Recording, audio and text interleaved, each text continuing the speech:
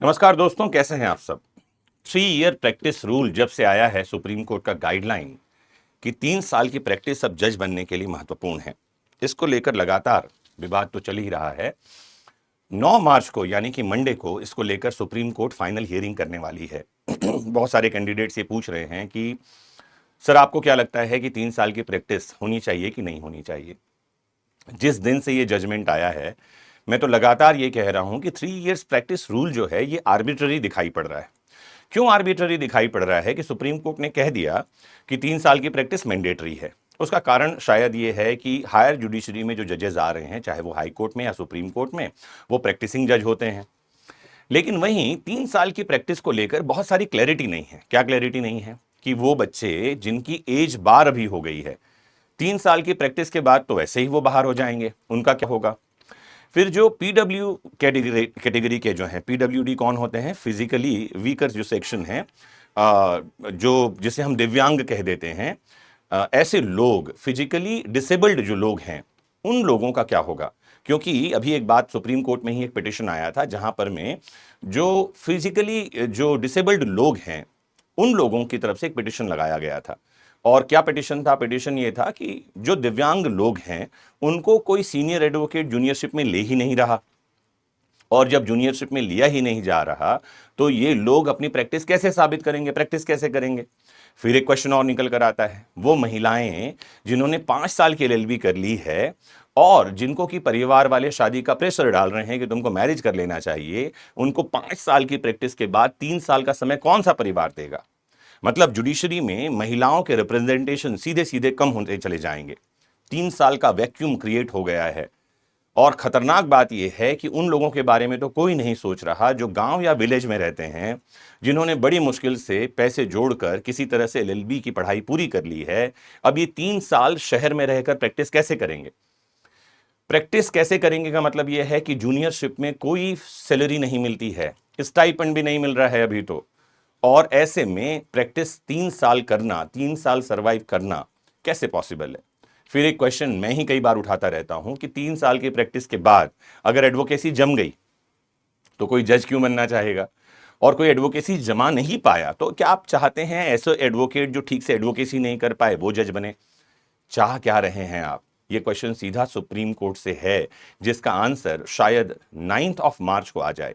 Justice Suryakant साहब की bench ने इस पिटीशन को सुना है, और जिस तरह से उनकी मंशा जिन्होंने जाहिर की है, ऐसा लगता है कि शायद 9 मार्च के दिन इस जो जजमेंट है 3 साल की प्रैक्टिस वाला जो वर्डिक्ट है सुप्रीम कोर्ट का, उसमें या तो कुछ क्लैरिटी आएगी या शायद इसे खत्म ही कर दिया जाए। मेरा एक सुझाव और है, अगर आप 3 साल की प्रैक्टिस को मैंडेटरी करना चाहते हैं तो उसके लिए टाइम दीजिए कि 5 साल के बाद या 3 साल के बाद, मतलब एक पूरा बैच निकल जाए, उसके बाद शायद आप 3 साल की प्रैक्टिस को मैंडेटरी कर दें। उसके परे मेरा एक बढ़िया सुझाव और भी है कि 5 साल की एलएलबी हो रही है, इस 5 साल की एलएलबी में 2 साल बच्चों को क्लासरूम स्टडी करवाइए, 3 साल कोर्ट की प्रैक्टिस करवाइए, और 5 साल की एलएलबी के बाद आप डिग्री और एक्सपीरियंस दोनों सर्टिफिकेट दीजिए, बच्चा अपने आप एलिजिबल हो जाएगा। आप क्या क्या सोचना है जरूर कमेंट बॉक्स में बताइए। और शुरू करते हैं आज का ये टॉपिक। बहुत ही क्रूशियल क्वेश्चन है जिसमें 3 साल की जो प्रैक्टिस अभी रूल है वो प्रैक्टिस सर्टिफिकेट कैसे बनेगा, क्योंकि बिहार जुडिशरी की वैकेंसी आ गई है, 33rd बिहार जुडिशरी की। और स्टूडेंट के मन में प्रश्न है कि सर्टिफिकेट कहां से बनवाएं, कैसे बनवाएं, कौन सर्टिफिकेट देगा। इतने सारे क्वेश्चन के जवाब आज मैं आपको इस वीडियो में देने वाला हूं, तो जुड़ जाइए और काम की बातों को समझते रहिए, नोट डाउन करते रहिए। तो पहली बात तो यह है कि 173 वैकेंसीज हैं 33rd बिहार जुडिशरी में। इसके साथ ही छत्तीसगढ़ का नोटिफिकेशन आउट हुआ है। इन दोनों के साथ ही मध्य प्रदेश की वैकेंसी आने वाली है। ये जो आज का टॉपिक है, जो वीडियो है, जो लेक्चर मैं आपको दे रहा हूं, जो बातें समझा रहा हूं, ये आपको लगभग हर एग्जाम में काम में आने वाला है अगर 3 साल की प्रैक्टिस का ये रूल बना रहा 9 मार्च के बाद भी। आइए काम की बातों में लिए चलता हूं सीधे आपको। तो पहली बात तो यह है कि 3 साल की प्रैक्टिस फिलहाल मैंडेटरी है, और बिहार जुडिशरी का जो वैकेंसी आया है उसमें 3 साल की प्रैक्टिस को मैंडेटरी कर दिया है एज एन एडवोकेट। बिना इसके आप एलिजिबल नहीं है फॉर्म भरने के लिए। ठीक है।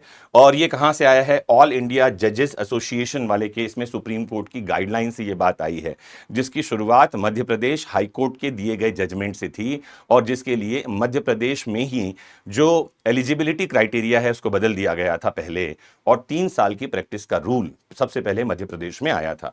आपको ये सब बातें पता होंगी, मैं आपको सीधे वहां लिए चलता हूं जैसे आपके काम की हैं। तो सबसे पहले डेट ऑफ एनरोलमेंट जो है ये क्रूशियल है।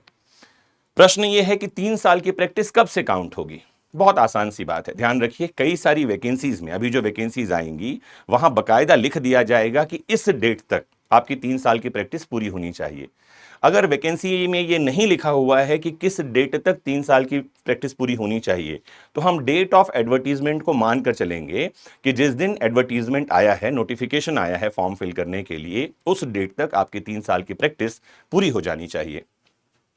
तो टेम्पररी एनरोलमेंट सर्टिफिकेट या एआईबी का जो सर्टिफिकेट आपको मिला हुआ है, या प्रोविजनल एनरोलमेंट का जो सर्टिफिकेट है, उसमें एक डेट डली होगी, देखिए उस डेट से हम एक्सपीरियंस काउंट करना शुरू करेंगे। तो अभी जो वैकेंसी आई है हमारे पास Bihar judiciary, 33rd Bihar judiciary की, वो 23 फरवरी 2026 में आई है। तो practice up to the date of advertisement हम काउंट कर रहे हैं 33rd बिहार जुडिशरी में, और ये डेट कौन सी थी? 23 फरवरी 2026 की। तो 3 साल कब से होगा? मैंने बताया 23 फरवरी 2023 या उसके पहले का एनरोलमेंट है, तो आपका 3 साल पूरा हो रहा है, इस बात को आप ध्यान में रखिए। प्रूफ ऑफ प्रैक्टिस क्या होगा? तो जो सुप्रीम कोर्ट की गाइडलाइंस हैं उसमें तो साफ ये लिख रखा है कि आपको किसी ऐसे एडवोकेट से सर्टिफाई करवाना होगा जिसके पास 10 साल से ज्यादा का प्रैक्टिसिंग एक्सपीरियंस है। मतलब जो 10 साल से प्रैक्टिस कर रहा है वो एडवोकेट आपको सर्टिफिकेट बना कर देगा। उस सर्टिफिकेट को प्रिंसिपल जज से, जो उस स्टेशन हाउस के प्रिंसिपल जज हैं, वहां से आपको काउंटर साइन करवाना पड़ेगा या काउंटर वेरीफाई करवाना पड़ेगा, उनका सील और साइन भी लेना पड़ेगा।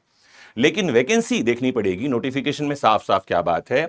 अगर बिहार की आप वैकेंसी देखते हैं तो उसमें लिखा हुआ है प्रिंसिपल जज, जुडिशियल ऑफिसर जो हैं, डिस्ट्रिक्ट और सेशन जज हैं, ये सर्टिफाई कर सकते हैं, या एडवोकेट जिसके पास 10 साल का एक्सपीरियंस है। एंड ध्यान रखना है, ये एडवोकेट जो है must be authorized by the court. अगर कोर्ट ने इसको ऑथराइज कर रखा है सर्टिफिकेट देने के लिए, तो उनसे आप सर्टिफिकेट ले सकते हैं। आगे चलते हैं। तो मैंने आपको ये बता ही दिया, डिस्ट्रिक्ट जज, प्रिंसिपल जुडिशियल ऑफिसर या एडवोकेट जो मैंने बताया जिनके पास 10 साल की प्रैक्टिस का एक्सपीरियंस है, वो जो है आपको प्रैक्टिसिंग सर्टिफिकेट प्रोवाइड करवा सकते हैं। इस बात को आपको जानकारी में रखना है। फिर आपको जानना है कि सर्टिफिकेट जब सीनियर ऑफिसर इशू करेंगे तो कई सारे क्वेश्चंस हैं। कैंडिडेट में obtain certificate from advocate having minimum 10 years of practice, मैंने बताया ही। कंडीशंस क्या है? Advocate should be recognized by the court, मैंने बताया। Candidate must have worked under their supervision, candidate ने काम भी किया होना चाहिए, और अगर काम नहीं किया है तो उसको सर्टिफिकेट कैसे मिलेगा? लेकिन जो अभी गाइडलाइंस है सुप्रीम कोर्ट में, उसमें कहीं ये नहीं लिखा हुआ है कि आपने साल में कितने ऑर्डर लिए हों, आपके नाम पे कितने वकालतनामे हों, ऐसी कोई बात नहीं है। सिर्फ एडवोकेट को ये लिख कर देना है, he has practised under my supervision, इसने मेरे अंडर प्रैक्टिस किया हुआ है। तो डेट ऑफ एनरोलमेंट से 3 साल की प्रैक्टिस का एक्सपीरियंस इसको माना जा रहा है। आगे चलते हैं। ऑथराइजेशन कई बार ऐसे सुनने में आया, देखने में आया है, स्टूडेंट्स ये पूछ रहे हैं कि अगर कुछ सीनियर एडवोकेट्स के पास वो जा रहे हैं और उनसे पूछ रहे हैं कि क्या आप सर्टिफिकेट इशू कर सकते हैं। जैसे एग्जांपल के लिए, मेरे पास 10 साल से ज़्यादा का एक्सपीरियंस है, लेकिन मुझे किसी कोर्ट ने अभी तक ऑथराइज नहीं किया है कि मैं ये डॉक्यूमेंट इशू कर सकता हूँ। मेरी पहचान में भी ऐसे कोई एडवोकेट नहीं है जिनको अभी तक ऑथराइज किया गया हो, क्योंकि शायद कोर्ट में ये प्रोसेस अभी तक आया नहीं है, या शायद सही जानकारी नहीं भेजी गई है, या जो भी मिसकम्युनिकेशन है, एडवोकेट्स के पास ये जानकारी नहीं है कि क्या वो ऑथराइज कर सकते हैं। मतलब मेरा दिया हुआ सर्टिफिकेट काम में आएगा क्या? मुझे उम्मीद है कि मैं जो सर्टिफिकेट इशू करूंगा वो काम में तो आएगा ही, but that certificate must be verified by the principal जज ऑफ दैट स्टेशन हाउस। इस बात को भी आपको जानकारी में रखना है। तो आप कैसे आप सर्टिफिकेट ले सकते हैं, आइए इस पर बात करते हैं।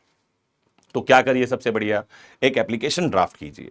एप्लीकेशन में बताइए कि आपकी डेट ऑफ एनरोलमेंट ये है, आप 33rd बिहार जुडिशरी का जो वैकेंसी आया है या किसी भी स्टेट के जो जुडिशरी की वैकेंसी है उसमें जाना चाहते हैं और उसके लिए according to Supreme Court's guideline 3 साल की प्रैक्टिस जरूरी है और आपको एग्जाम फॉर्म फिल करने के लिए प्रैक्टिसिंग सर्टिफिकेट चाहिए।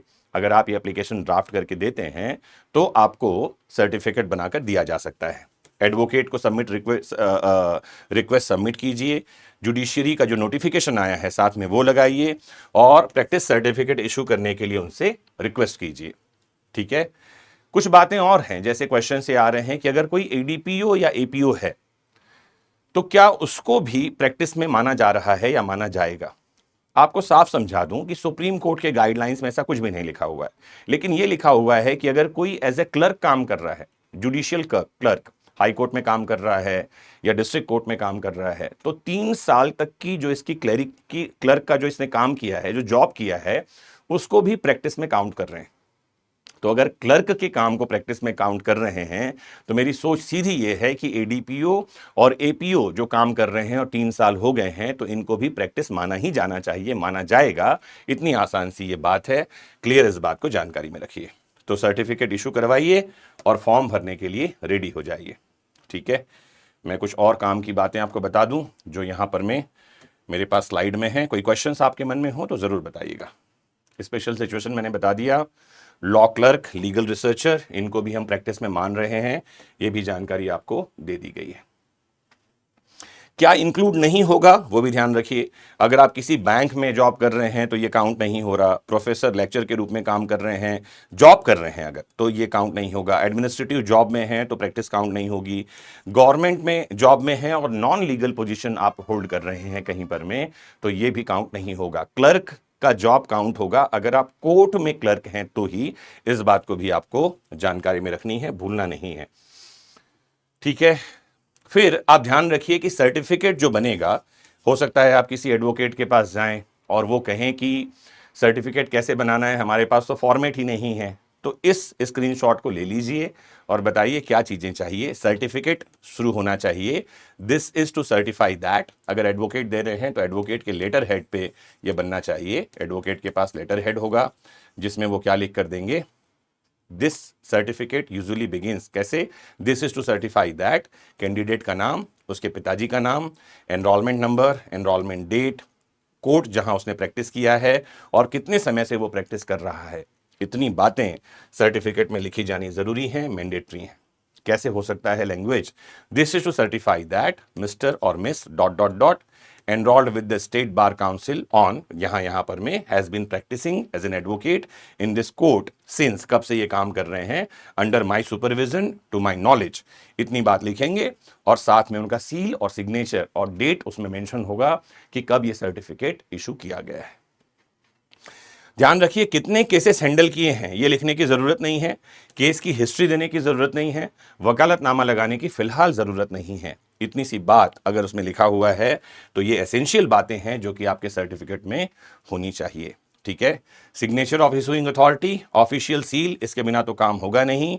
और इशूइंग अथॉरिटी कौन है, डिस्ट्रिक्ट जज हो सकते हैं या सीनियर एडवोकेट हो सकते हैं जिनके पास 10 साल या उससे ज्यादा के प्रैक्टिसिंग का अनुभव है। This is all about today's topic और मैंने आपको ये सारी जानकारी बता दी है।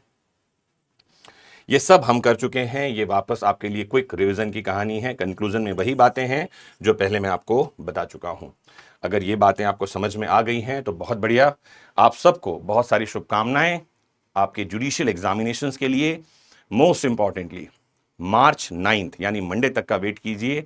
हो सकता है 3 साल की प्रैक्टिस वाली कहानी खत्म ही हो जाए और आपको इस पचड़े में पढ़ना ही ना पड़े। अदरवाइज 10 मार्च को घर से निकलिए, सर्टिफिकेट बनवाइए, फॉर्म फिल कीजिए, क्योंकि फॉर्म फिल करते समय आपको सर्टिफिकेट जो प्रैक्टिस का है वो अटैच करना होगा, अपलोड करना होगा। इसके बाद ही आप एग्जाम के लिए एलिजिबल माने जाएंगे, आप एग्जाम देने जा पाएंगे। मुझे उम्मीद है कि बहुत काम की बातें कम समय में आसान शब्दों में मैं आपको बता चुका हूं, समझा चुका हूं। कुछ फिर भी आप और सुनना समझना चाहते हैं, कोई क्लैरिटी आपके मन में नहीं है तो ज़रूर कमेंट बॉक्स में लिखिए। हम कोशिश करेंगे ये जानकारी आप तक सटीक और सही शब्दों में पहुंचाने के लिए। मोस्ट इंपॉर्टेंटली जुड़े रहना है आपको अपने फेवरेट प्लेटफॉर्म से और अपना खूब ख्याल रखना है, क्योंकि आपका होना ही तो महत्वपूर्ण है। नमस्कार, जय हिंद।